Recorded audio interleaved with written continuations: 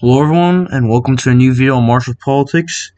Now this is a very important video, I would say, as it is an important discussion that the populist right really has to discuss in terms of the future of this country and just helping American citizens live happy and healthy lives.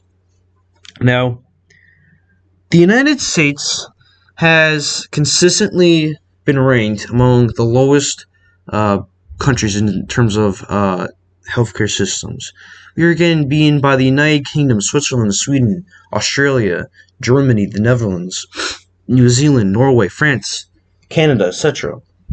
Now, Canada obviously has a very flawed healthcare system. That's because their government is in the wrong hands as well. And they're also not as economically prosperous as the United States. Now, there's been a lot of arguments going around that somehow a single-payer healthcare system wouldn't help all Americans, and we need to keep the status quo with keeping private health insurance companies, which is complete nonsense. The United States, we're literally a corporate oligarchy. We're ruled by corporations. And one of those biggest industries that influences our politicians is the medical industry. The medical industry. Now, we have a lot of bad companies who claim like, oh, we care for our customers and we give them top healthcare. No, they don't. In 2019, I believe it was, we had 80,000 people who died because they had a lack of access to healthcare. Now that is completely unacceptable. Completely unacceptable. We live in the most prosperous country the world has ever seen. Yet we have people who struggle to live. They live paycheck to paycheck every single day. And one of these large economic struggles really causes the lack of healthcare among all citizens.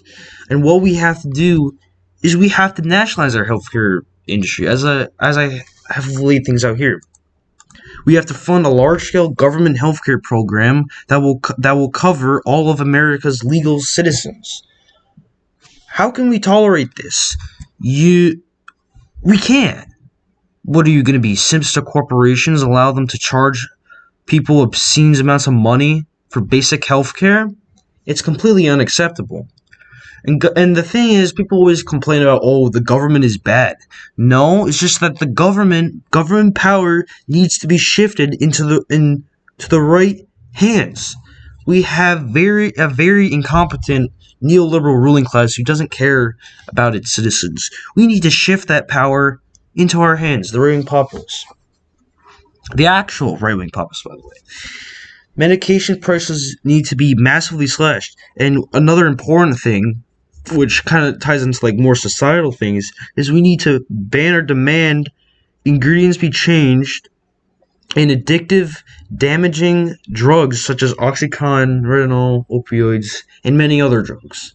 Now, I have had personal family members who have suffered from mental illness as a result from taking these drugs prescribed by medication companies.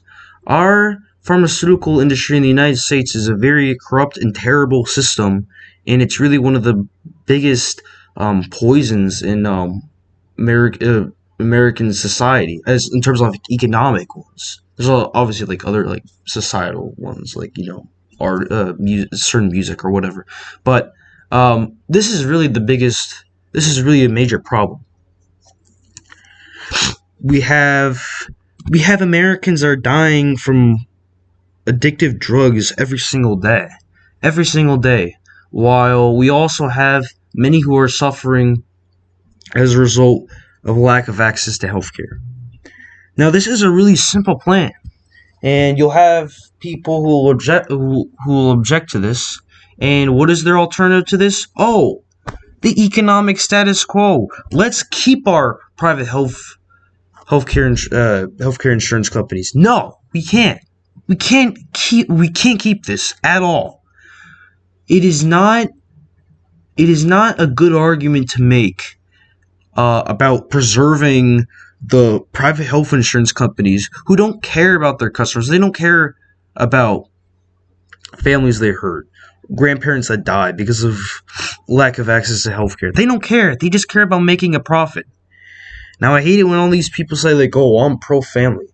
Then this is one of the most pro-family policies you can possibly support, along with, paid family leave for women and men.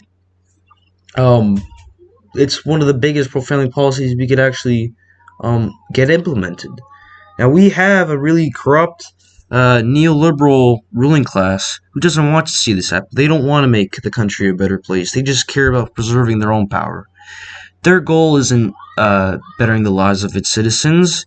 It's about preserving their own power and somehow believing that race is somehow the underlying issue in American society when it's not. The underlying issues are economic currently. Obviously, you have to be an idiot to not realize that. And if you think otherwise, then what are you doing? Now, you're also gonna have opponents to this saying oh, how are you gonna pay for it? Well, look at this. I have at the bottom. Oh, I didn't mean to do that. Here, just minor side things. All we need to do, abolish the income tax for across the board, except for the top 10%. And what we do is we increase the income tax rate for the top 1% by at least 10%. And of course, we're going to reform the tax code to get rid of loopholes. And overall, we're just going to raise the corporate tax rate and other stuff like that. And we're also going to obviously withdraw from foreign wars in the Middle East. And we're going to redirect that money back at home where our people are suffering.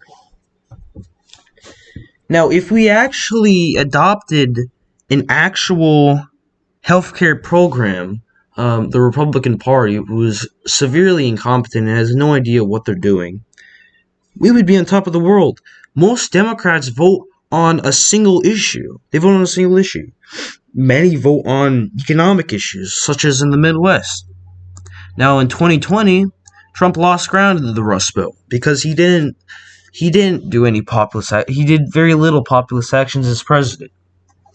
And he didn't get any infrastructure deal passed or anything like that. We need to change our strategy to actual populist positions, and the most important thing. This is the very, very important. Excuse me. We need to fulfill our promises. American society is collapsing. We have so many problems in society, ranging from economic to other social issues. Our people are really becoming degenerates. I mean, haven't you seen what has become on social media platforms?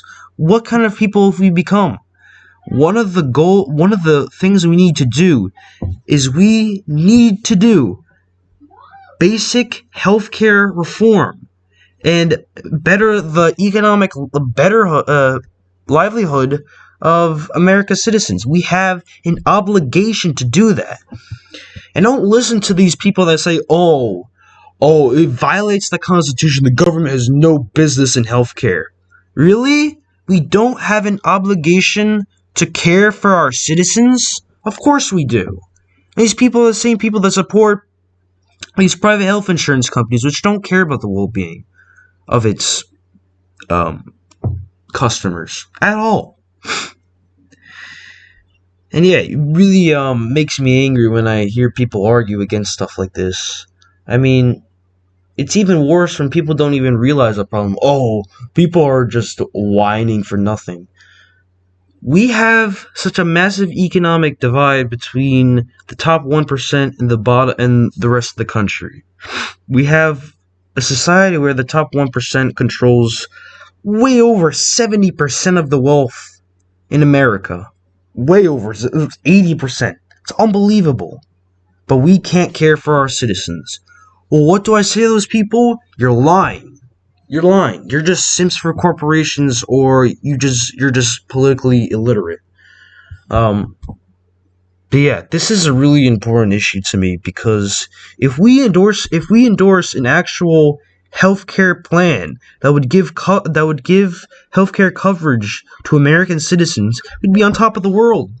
We wouldn't even be like talking about the Rust Belt being competitive. We'd be winning those states by at least 2%, 3%. Wouldn't even be a problem. We know we'd win it. It's unbelievable. And we could, and it's not even just elections.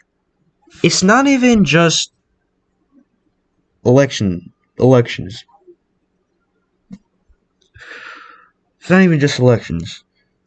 If we continue down this route of fiscal conservatism and we continue the economic status quo, things will begin to collapse. Along with the other stuff in society that will continue. If that continues to happen, then it's not looking good. It's really not looking good. It really isn't.